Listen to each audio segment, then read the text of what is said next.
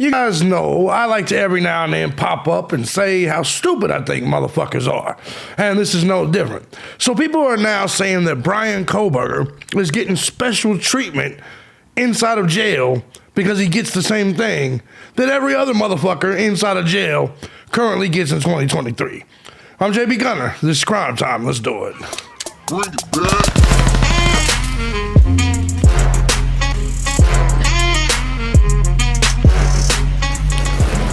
Now, before we get started, I want to say something that may shock a lot of you. I've actually started to have a change of position when it comes to this case. I mean, make no mistake about it. I still don't believe they have enough evidence to convict Bryan Kohberger. I do not believe he will be convicted. I believe we will see a hung jury or a not guilty at this moment in time. But I got to be honest with you guys. I'm starting to feel like he did it. And I've started to feel this way ever since that bullshit alibi was given. Because let's just call it what it is. The idea, and I know you guys disagree with this because you guys are half retarded too. The idea of people just driving around at 4 o'clock in the morning isn't a logical alibi to me.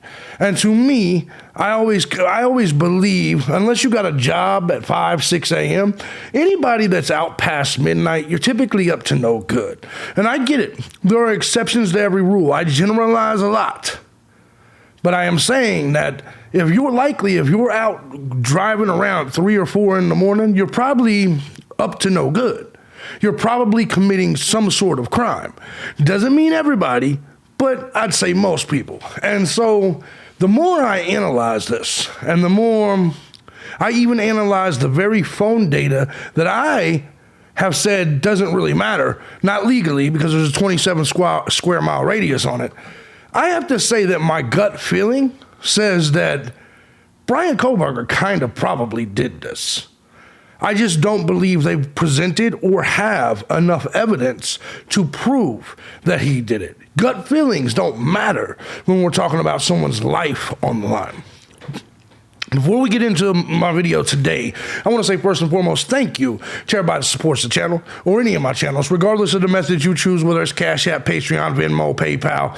Truth is, I couldn't do this work each and every day as often as I do if it wasn't for you, the Gun Squad. I love you guys. Big shout out to you without a shadow of a doubt. And if you too find my content valuable, feel free to hit the links down below. Show your boy some love. I'll give you a shout out in the next video if you come from the True Crime channel. But I appreciate every last one of you. While you're down there, you can find some other content, my politics channel, my live stream channel, my gaming channel. I wouldn't recommend it though for some of y'all because some of y'all lean left, which means you're kind of soy filled, estrogen filled. You probably shouldn't be over there getting into the mix with me on politics. But let's go ahead and move forward. Bryan Kohberger. I've sat and I've watched very little content from the true crime community because I just don't like them anymore. It just is what it is. That a lot of them showed their hypocrisy and a lot of them showed their bullshit just a few months ago. And so I disconnected from most of them anyway. But I do, of course, still read news articles. I do still keep up. I do still pay attention to the cases themselves because I was doing these cases before I even created a true crime channel. But what I've noticed is whether it be commenters or people on Twitter or people on videos, because I still see the headlines of videos once in a while, is that people believe that Bryan Kohberger is somehow receiving special treatment because he gets to wear a suit into the courtroom. Ladies and gentlemen, you know how many trials I've been through? I've wore suits into the courtroom every single time. Even if you are incarcerated, the families or your lawyer can bring you in a suit, and this goes back 20 years to when I was going through trials. We currently live in an era where not only do these people get the same privileges we had back 20 years ago, but they have new things like tablets and laptops and things of this nature to be able to get them and help them through their case. Now, we had what was called a law library, but the current law libraries a lot of times have computers in the law library. We never had that. We had to go look up case files and we had a card catalog system and shit like that. But people today, They have actual computers in their law library. They have tablets that they are given within their cell. Now the tablet doesn't have full capabilities like yours does. If you have an iPad, it's much like people that have a school computer. Have you ever seen your kids, particularly during the pandemic, be sent home with a little laptop? You'll notice that little laptop, that little Chromebook that your kids got sent home with, did not have full functionality like your laptops or like your computers. It is basically stripped. A lot of these sites are stripped. A lot of your typical sites are stripped. The YouTube is probably stripped. Things like that is stripped from a lot of these people. That's just my gut feeling. But let's go ahead and get to some of the things that is making me discuss this. Hold on, I gotta fix this. All right, we're gonna go over here to Fox News, which, despite me thinking Fox News is all right when it comes to a lot of other news, when it comes to following the Bryan Kohberger case, I think they've been horrible. As much as I hate News Nation and Bumfield and all of that, they've done a far better job with this. Fox News is just going to be anti-criminal or anti-suspect, and I understand that. I get it. It's their brand. Bryan Kohberger's unprecedented pretrial privileges, and I really wish they would do a little bit more research, include vegan food, new suits, computer, victim's dad. Kaylee Gonzalez, dad Steve, says he was denied answers on who's paying for the accused IDAHO killer's perks. The answer, Steve Gonzalez, is the taxpayer.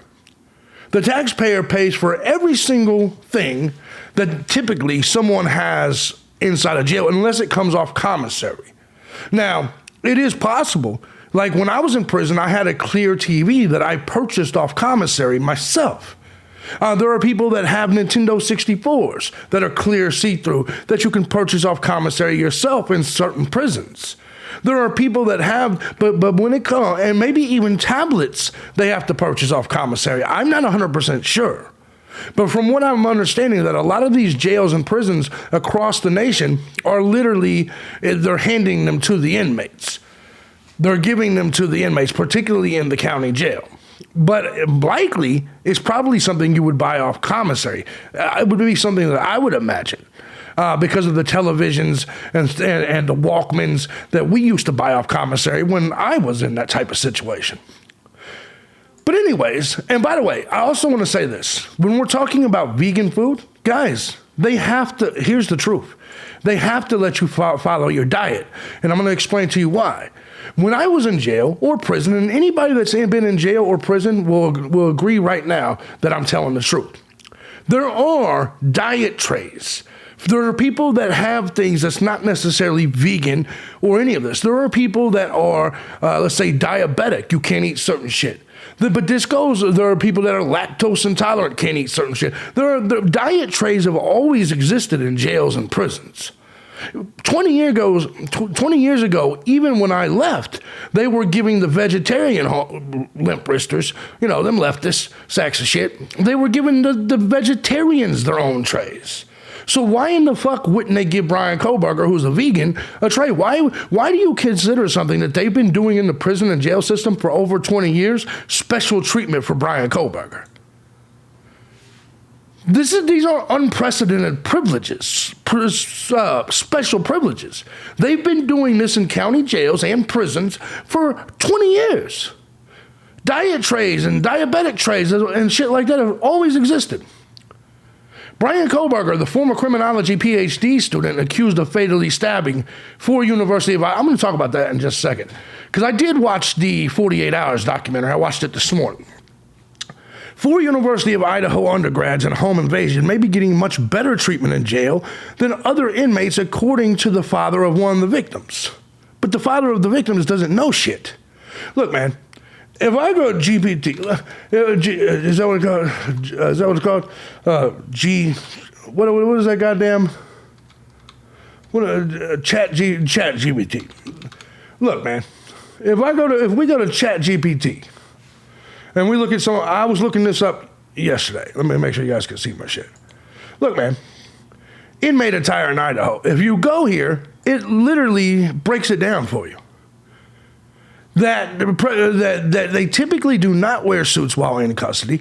They're typically provided jail, but they are over the state. It's depending on the facility and the state. And I will tell you right now, every facility I was ever in, every jail, they allowed my family or my lawyer to bring me in suits for trial. Vegan meals in Idaho jails. These are the same thing as any of these other places. The jails and its policies, but it says in the United States, there have been a growing awareness of dietary preferences and restrictions, including veganism among inmates. Some jails have made efforts to accommodate these dietary needs, but the level of accommodations differ from one facility to another. This is actually a pretty normal thing. Same thing with tablets. This is happening all over. These are... However, specific policies regarding the use of tablets by inmates, including pretrial detainees, are typically determined at the state or county level. Guys, we already know, based on the website, I can't remember the website name, that Idaho does this. Idaho gives tablets at their county jails. Let me see if I can find that. Yes, right here. The tablets made by prominent prison vendor JPay give inmates the ability to use email, listen to music, and transfer money, among other basic computing functions, but charge fees for some services. So once again, this is probably a potential commissary issue, where if you got commissary and the ability to have a tablet and be able to pay for, remember how you used to pay for your emails or your texts? Remember we used to have to pay per text when text messaging was brand new? It's probably the same situation here. It's probably the exact same situation here, and this is a normal thing. So when Fox News or any of you people come out and say that Bryan Kohberger is getting special treatment, no the fuck he isn't. No the fuck he isn't, and Steve Gonzalez doesn't know what the fuck he is talking about. He just doesn't, like many of you think, and I'm not even saying you guys are wrong, but you guys think that prisoners should just get none of that shit, should have no opportunity to buy anything on commissary, be in complete darkness and complete misery while wearing the orange jumpsuit. And listen, I don't even necessarily disagree. But whether I agree or disagree, my emotions does not cloud the fact. Emotions aren't more important than facts. That's the truth. And so when it comes to dietary meals inside of jails, when it comes to tablets inside of jails, when it comes to wearing suits to trial and to court hearings, that is not something that Bryan Kohberger specifically is being given that no one else has the opportunity to. It's that simple. That's why the sheriff, shortly after Kohberger's arrival in Idaho, Richard Skiles told New Nations the jail would accommodate Kohberger's request for vegan meals. That's normal. Typically vegetables or rice and beans, but we are not going to buy new pots and pans, which makes sense. The sheriff did not respond to a request for comment. Gonzalez says he tried to find out who paid for the suit and get other information about the defense budget through a public records request. Chances are that his lawyer used the defense budget, probably, to buy him suits and ties, or he had his family, his parents. More than likely, if you want to know what actually happened, the parents probably brought the lawyers suits and ties for Bryan Kohberger, and they're just allowing him to wear it at trial. That's the likelihood scenario of all of this, if you want to know the truth. And we'll get to all this. So when it comes to this, I just wanted to debunk that theory. And I know that's not going to help, because a lot of you people, once you get something in your head, it doesn't matter if you have experience at it or not. You're just like, no, he's getting special treatment. There is no treatment that he's getting that is special. Literally none. Now, we move on to what we also heard, if you guys watched the 48 Hours documentary, which the 48 Hours documentary didn't give us anything different, except essentially Steve Gonzalez is starting to talk out more. Parents of University of Idaho student Kaylee Gonzalez claim that they have evidence that she tried to escape killer, but was trapped and brutally murdered. Look, man, the only evidence they probably got is that she was on the side of the wall in the bed. That was probably it. Steve Gonzalez says his daughter, Kaylee, was trapped between the wall and her friend's dead body on the night of the murder. She just happened to be the one sleeping next to the wall. Her mother believes that the attacker had only planned to kill one student, so they're saying Maddie, but his plans went awry. No, I highly doubt that's the case. Let me make this clear. And this is also something, I want to make this clear. Let me just show you guys something. If you were planning a murder, because they believe, because Steve Gonzalez also believes that the killer brought in a kill kit and changed clothes before he left. Let me ask you a question. If you were going to go through all this trouble to plan all of this and be that perfect, number one, would you leave the knife sheath? Number two, would you leave Dylan Mortensen? But also, let me ask you guys an honest question. Would you pull up to a house with this many cars in the driveway? Remember, they say Kohberger's car passed the front of the house 3 times and then went to the back, and that's where they're saying this happened. Let me ask you something, and I'm telling you this as somebody that used to sell dope. If I pulled up to drop off a sack, or I pulled up to drop off drugs at this person's house and there was that many cars out there, I'd turn around and say, fuck that. And guys, you know I'm not lying. You know I'm not lying. If there's anybody here that's even sold a fucking 20 bag of weed, tell me, if you pulled up to a house and let me go ahead and make this bigger. Let me go ahead and make this bigger. I want you to see this, okay? If you pulled up to a house, let me see if they got that in here. No, where's the fucking thing? No, it's all videos. All right, hold on. Give me just a second. If you pulled up to a house and you saw this shit. Oh, fuck. It's still not here. Okay. I can't make the picture bigger. But if you pulled up to this house and you saw this many cars, maybe this one will give you a better one. Maybe this will get it. Because look at how many cars is right here. Look at this. You can't count the sheriffs. Look at how many vehicles was in that parking lot when they got murdered. Look how many vehicles was in there. If you was Kohberger or anybody, this is why I kind of believe that whoever did it was already in the house or was already involved with these people. Maybe you were the people that dropped off drugs at 4 o'clock in the morning, something like that. Look how many cars. If you're Kohberger and you're planning this thing thoroughly and you saw this many cars on a Saturday, was it a Saturday night? Would you then go into this house to kill someone if your only target was Maddie Mogan? If your only target was Maddie Mogan and you've been looking at this house and you pulled up 3 times in front of this house and saw that many cars, would you go in that fucking house? I wouldn't even go in that house to sell somebody a dime bag. I'm not going in that house, even as big as I am, which is probably bigger than all of you watching. Even as big as I am, I'm not going to walk into that house with that many cars because I would know for a fact I'd have to kill more than one person. And a knife is not something I would take to a fight where I'd have to kill 4, 5, 6 people. Look at how many cars is right there. Use your brains. Use your brains. Ain't nobody in their right mind. So what does this tell me? What does this tell you? What this tells me is it tells me that more than likely, whoever did it was somebody that was already there.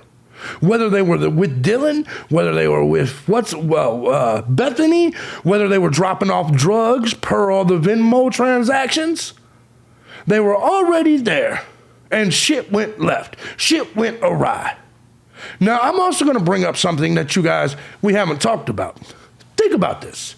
If Steve Gonzalez is saying that she fought back, but she was trapped. She was probably screaming and fighting. And we can look at some of what he's been saying. We can look at some of this. But I want you to think about this for just a second. If Kaylee Gonzalez was, let's say, between Maddie Mogan and the wall. And so she wakes up to Maddie Mogan getting fucked up. And she starts screaming. Because there's things you got to realize. Remember, Dylan Mortensen said she had heard the dog. She had heard shit like this and came out.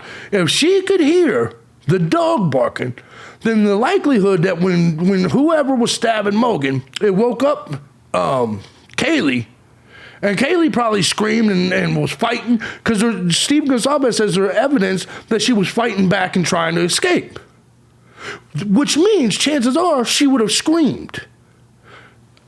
We all know Dylan Mortensen said she walked out 3 times. Remember, around the same period of time, Xana Kernodle got the DoorDash and was watching TikTok.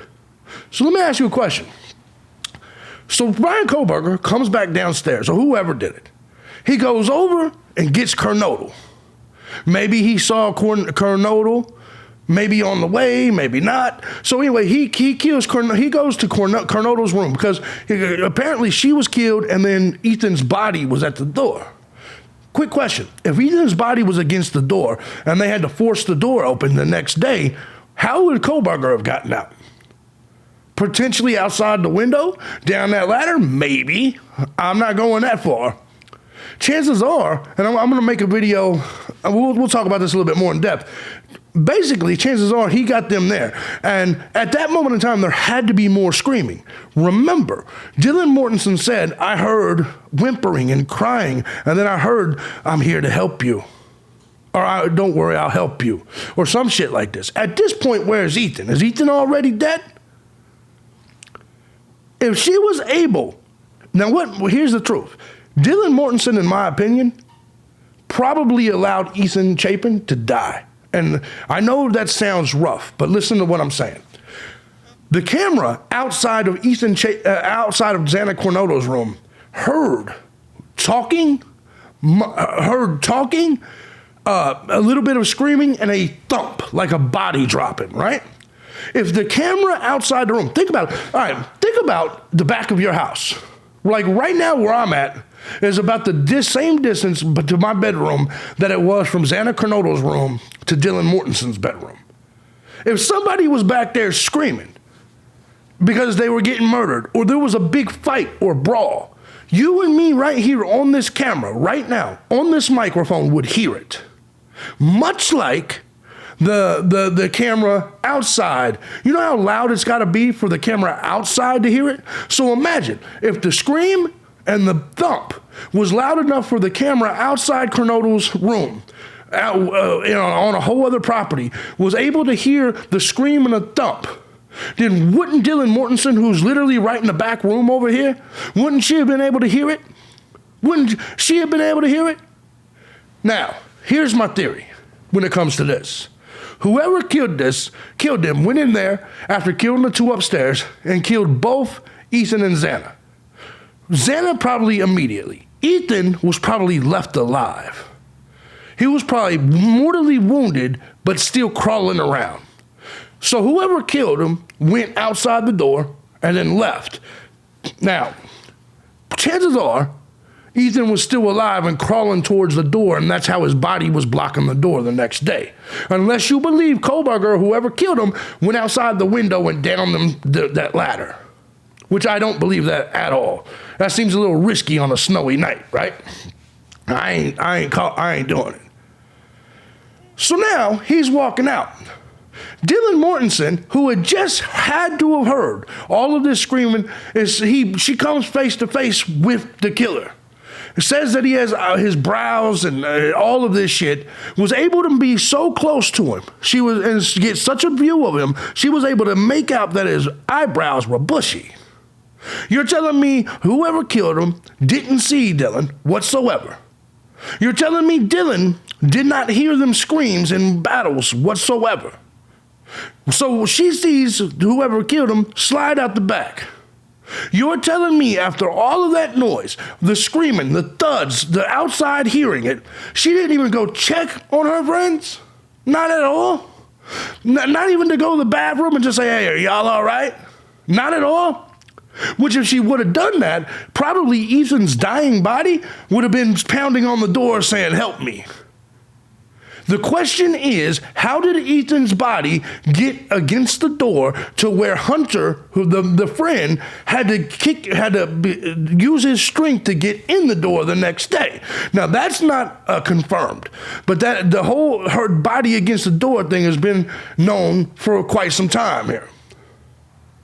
And it would have to be, because that would have to be the excuse as to why. Because remember, a lot of us have said, you're telling me Dylan didn't have to go to the bathroom one time in 8 hours? Chances are she did, but that door was closed.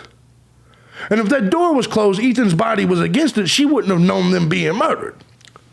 Now, what is my point behind all this? Essentially, none of this makes sense. That they're saying Kohberger planned this out for a long time, wanted the perfect murder. But then also the Gonzalez is saying that he came for one target and the other people were collateral damage because he was surprised that they was there. Let me ask you, if you drove by that many times and you saw all them cars there, would you be surprised there's other people there? The answer is fuck no, you wouldn't. So, my theory is that this was done by someone, maybe Kohberger, but I believe there was someone else involved at the least that had more of an inside source on the house. It could have been Dylan, and for some reason, Dylan and Bethany were left alive. Bethany was on a whole other floor, so maybe that's why she was spared, but there has to be a reason why Dylan was spared. There has to be a reason why now they're referring to Dylan as a witness, whereas in the beginning they did not.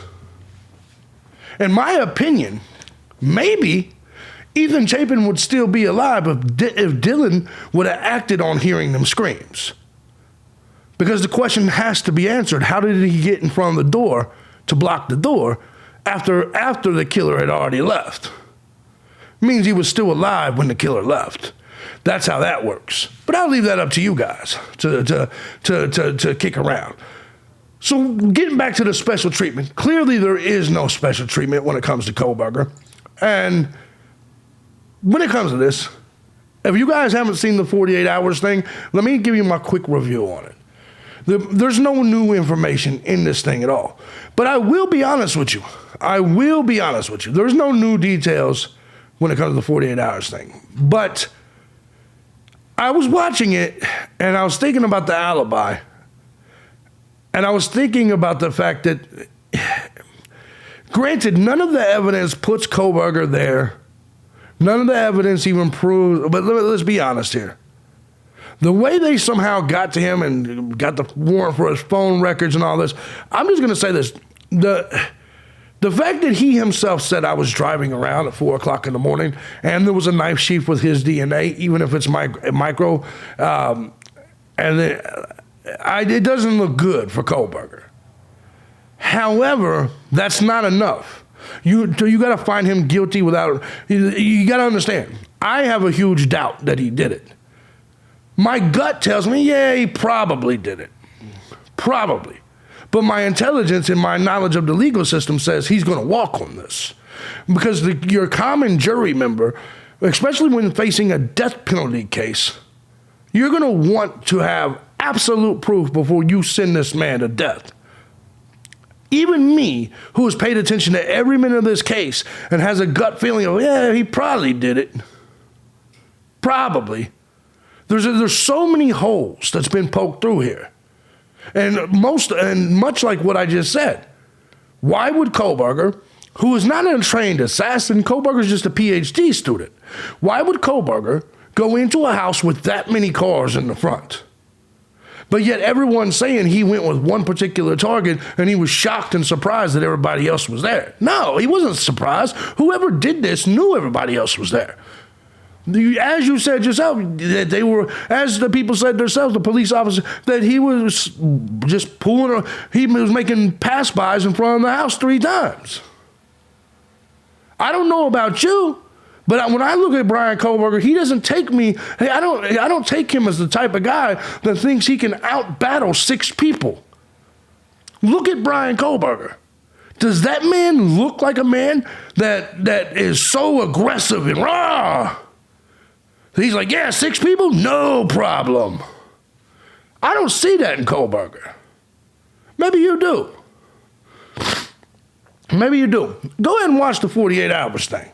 It's easy to find. You can find it, like, I got YouTube TV, so it wasn't shit. I just typed in 48 hours and it was there. But I would definitely watch it. But here, let's check this out for just a second before I go. Of the night of the Idaho student murder. This week, 48 Hours explores details of the night of the Idaho student murders. Correspondent Peter Van Sant spoke with two of the victims' families, one speaking out for the very first time and one providing new details about their daughter's fight for her life. It's been a long and painful journey for the families of Kaylee Gonzalez, Madison Mogen, Xana Kernodle, and Ethan Chapin. The four University of Idaho. Now, one of the things that you will see in this documentary is that the Gonzalez has fallen for the whole Instagram thing. The Gonzalez believe, because once they found out who his name was, they eventually started looking things up online and bumped into the same Instagram accounts a lot of you guys did, right? Here's the thing. A lot of you guys fell for it after fake Instagrams were created. But one thing we learned in this 48 hours is that they had looked at it. They were following a lot of Kohbergers. This Kohberger had liked a lot of Maddie's pictures. They believed that this was his authentic Instagram. Let me say this. If the defense was wrong, and it is proven that Instagram was Bryan Kohberger, saying that Bryan Kohberger was stalking these women on Instagram, it's over. It's a done deal. It's a done deal. That will get him convicted. That will do it because currently what we do not have is a murder weapon, a motive. We don't have a murder weapon or a motive. We don't have any of that. I'm going to be honest. If we find out he was following them on Instagram, it connects them. Therefore, a potential motive can be figured out. It could be figured out. Students who were stabbed to death in the pre-dawn hours of November 13th, 2022. Do you ever dream of your sister? Yeah, I've had some dreams of her. Just gives me some peace knowing that I know she's okay. Xana Kernodle's sister Jasmine and father Jeffrey are speaking out for the first time since Xana's murder. This happened, you know? What do? You can't do a damn thing.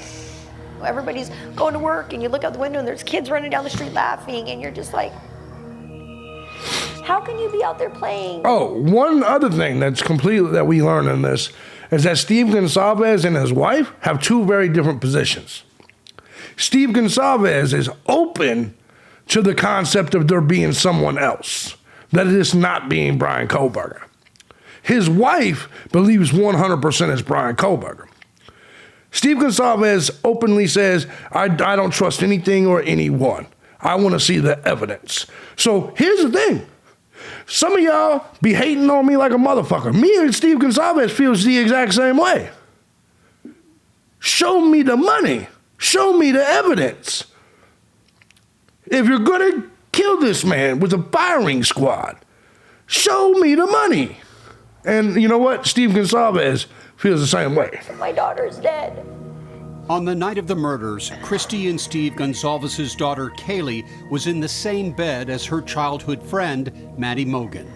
The Gonzalezes say coroner Kathy Mabbitt told them before a gag order the killer attacked Maddie first, then moved on to Kaylee. And if you remember, that bitch said a lot of shit. Like she said, that coroner said, it was so fucking bloody, and you have to ask yourselves, then this is the thing, and this is why they believe that Kohberger or whoever brought a kill kit. There was no evidence outside of that fucking bedroom that we know of. Not a single drop of evidence outside, in the car, on Kohberger's car, Kohberger's apartment, Kohberger's family's house, Kohberger's office. Not a single drop of evidence. Which, that's crazy. There's evidence to show that she awakened and tried to get out of that situation. They say she cried out, and her wounds show she fought for her life. Say she cried out, and her wounds show she fought for her life. Now, there's a reason I wanted you to see that.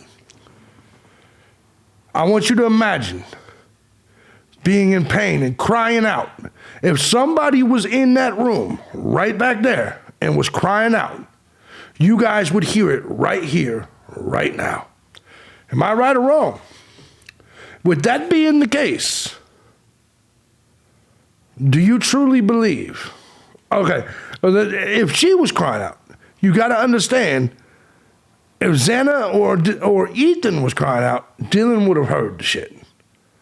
Dylan would have heard the shit. If I had an upstairs and somebody was upstairs crying out, one floor above me, and there was action on the bed and murdering, I would hear it. I don't understand how people are acting like all of a sudden their house is that goddamn it's not a mansion. That house is not a mansion. Right now, just me talking at this loud voice, it's not even that loud. Anyone that was in this house, even upstairs, would be able to hear me. 100% for sure. Now imagine me getting loud like this, baby. Or imagine me screaming, blood-curdling screams because I was being murdered. You goddamn right you'd be able to hear me. There's something ain't right here. There's something not right with Kohberger. There's something not right with Dylan Mortensen. There's something not right with any of this shit. And I've been saying this since the beginning. And because of this, everything is muddied. And everything, and I get it, there's still you dummies out there. It's like, you don't know all the evidence, JB. Yes, I do, and yes, you do too. You know about 90% of it. I've been saying it since the beginning. Since the beginning. And since the beginning, I've said there's not enough evidence to convince this man because everybody that's paying attention to this case says there's nothing open shut about this. There is something weird about this. By the way, this is also why, when you look at this story, this is also why we don't need cameras in the courtroom. We don't need any motherfuckers because the media don't know how to write shit. The media is dumb, and so are most YouTubers. And so are most commenters. Bryan Kohberger's unprecedented privileges. The media is wrong, and you motherfuckers are wrong. That's the truth.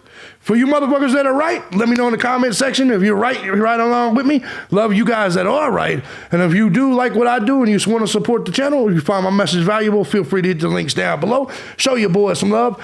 I'm JPgunner. This is Crime Time. Good to see you. Tomorrow, what we're going to do, look, we got a lot of shit with the Richard Allen shit. Richard Allen does want cameras in the courtroom. I wonder what we got coming in this Richard Allen case. Question is, by the way, did Dylan Mortensen's lack of action cause Ethan Chapin's death? Good question, ain't it? Ask yourself. Ask yourself.